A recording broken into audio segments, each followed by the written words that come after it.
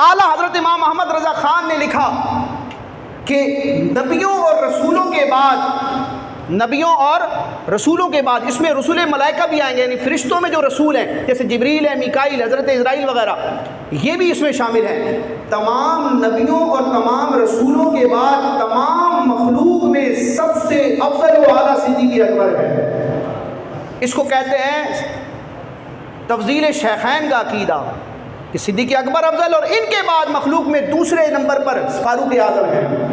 اب اس پر اعلیٰ کی کتاب ہے مطلع القمرین،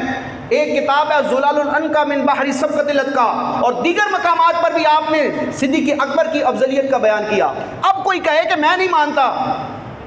کہ نبیوں رسولوں کے بعد صدیق اکبر افضل ہے، تو اب یہ اعلیٰ حضرت کے کہے کا انکار نہیں کر رہا، در حقیقت اعلیٰ حضرت نے 14 صدیوں کے علماء کی تحقیق کا جو نچوڑ پیش کیا تھا اس تحقیق کو یہ ٹھکرا رہا ہے، کیونکہ 14 صدیوں میں امام اعظم سے لے کے آج تک عقیدے کی جس کتاب کو کھول کر دیکھیں گے ہر سنی عالم محقق مصنف نے یہی عقیدہ بیان کیا ہے کہ سارے نبیوں رسولوں کے بعد سب سے بڑا مرتبہ صدیق اکبر کا ہے۔ اعلیٰ حضرت نے لکھا ہے میں مانوں گا تھوڑی، تو یہ اعلیٰ حضرت کو نہ ماننا اس کا مطلب یہ بنتا ہے کہ جو اعلیٰ حضرت نے لکھا ہے اس کے پیچھے جو تحقیق ہے، کیونکہ امام احمد رضا خان بغیر دلیل کی بات نہیں کرتے، اپنے گھر کی بات نہیں کرتے، دلائل کا انبار لگاتے ہیں، ایک ایک موضوع پر سینکڑوں احادیث، درجنوں احادیث کو اور درجنوں آیات کو ذکر کرتے ہیں۔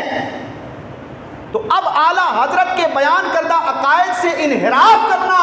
اس کی وائلیشن کرنا، در حقیقت 14 صدیوں کے اہل سنت کے عقیدے کو معاذ اللہ ٹھکرانا ہے۔